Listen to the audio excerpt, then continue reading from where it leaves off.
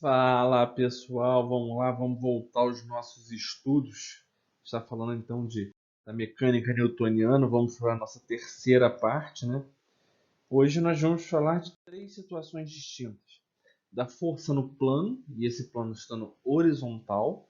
Vamos falar quando esse plano está inclinado, e vamos também falar do que acontece quando a gente está dentro do elevador. Primeira coisa, quando a gente fala da força no plano, por exemplo, eu tenho um plano horizontal aqui e um bloco parado sobre esse plano.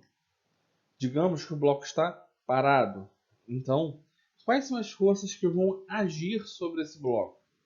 Lembrando que sempre que nós estamos próximos à Terra, e aí a Terra, como uma referência para o planeta onde nós vivemos, poderia ser Júpiter, Marte, Saturno ou a Lua, por exemplo, existe uma gravidade. Se existe gravidade, existe a força-peso. Então, a força-peso está aqui.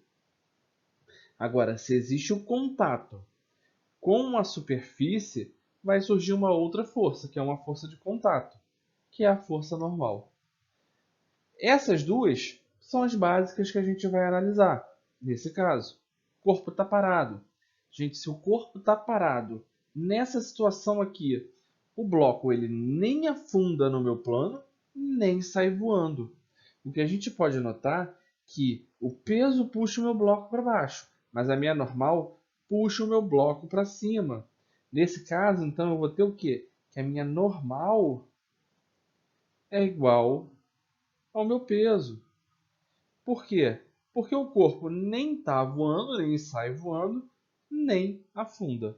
Outra forma que a gente poderia escrever é que a normal menos o peso, que seria a minha força resultante, é igual a massa vezes a aceleração. Como a gente falou que o corpo está parado, não está se deslocando verticalmente, já que eu estou analisando só forças verticais nesse momento, eu poderia dizer que a aceleração vale zero.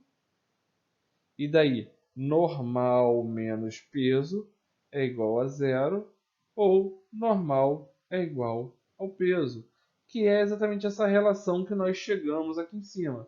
Lembrando que quando a gente fala aqui de normal igual a peso, nós estamos falando dos módulos das forças, ok? Ah, Rodrigo, mas se eu tiver um outro bloco aqui, olha, uma outra força aqui puxando ele para frente aqui, isso vai influenciar na minha normal e no meu peso? Não. É só mais uma força, só que essa força agora é uma força horizontal. Então ela não vai aparecer e não vai influenciar quando a gente for fazer a análise das forças na vertical. Poderia também aparecer aqui, olha, o atrito. Então a nossa FAT poderia aparecer aqui, mas não influenciaria nas forças na vertical. A gente só teria que fazer uma análise na horizontal, como foi feito aqui na vertical. Ok?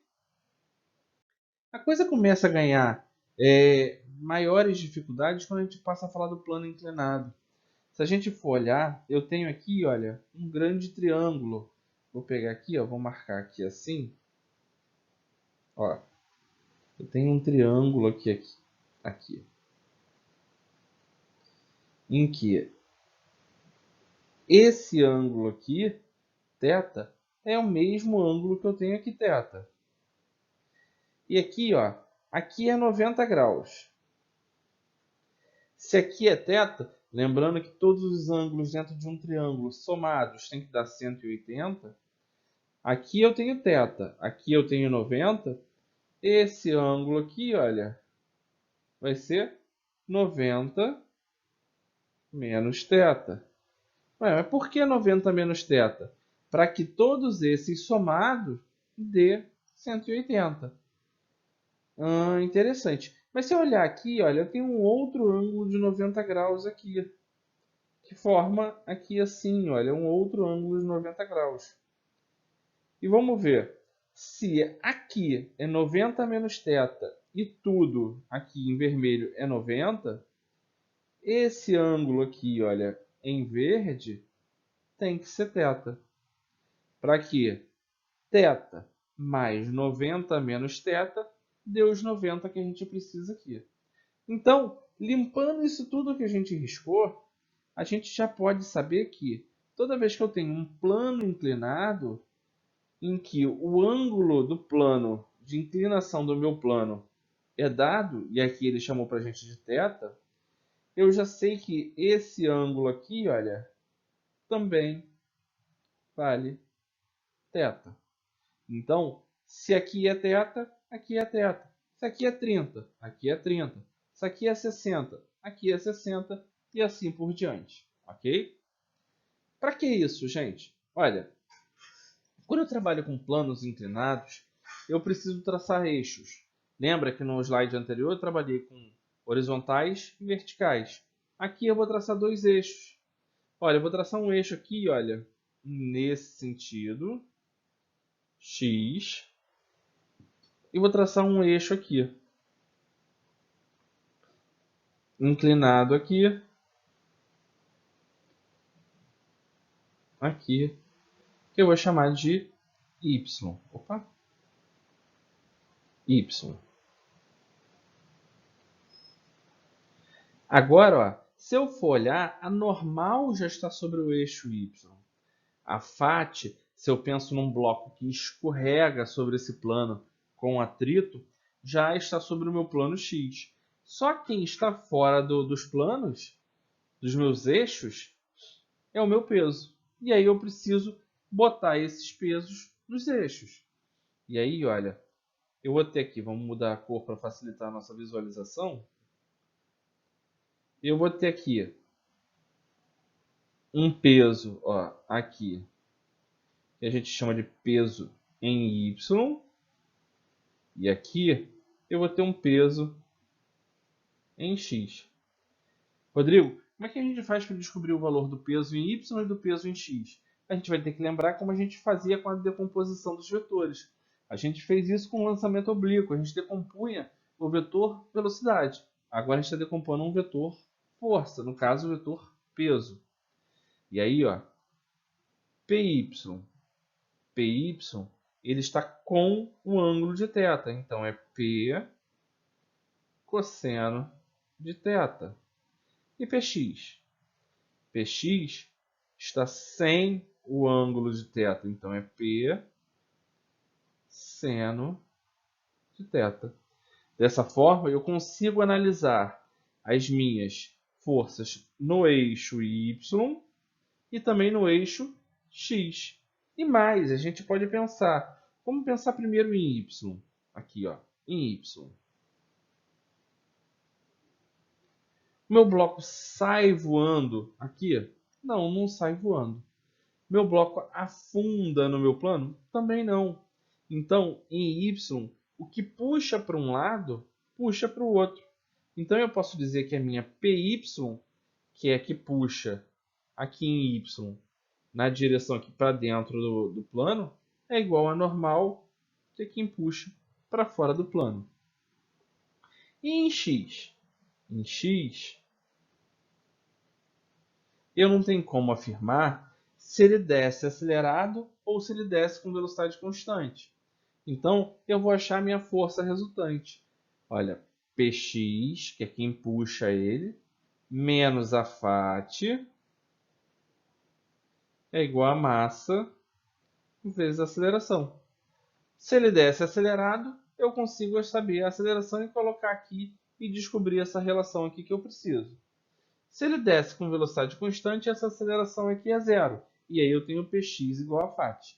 Mas aí a gente vai ter que analisar caso a caso, ok? Vamos pensar no elevador, gente. Se você tiver a sensação de quando você está no elevador, se o elevador sobe muito rápido, você sente um peso, ou se o elevador desce, você sente aquele alívio, aquele que a gente chama de frio na barriga. Vocês já pensaram por que disso? Ó, se eu estou em pé aqui no elevador, eu tenho duas forças agindo. Eu tenho a normal, que pelo contato do meu pé com o chão, e eu tenho o peso, que me puxa para baixo. A primeira situação, o elevador parado ou se deslocando com velocidade constante. Se ele está parado ou se deslocando com velocidade constante, eu não tenho aceleração.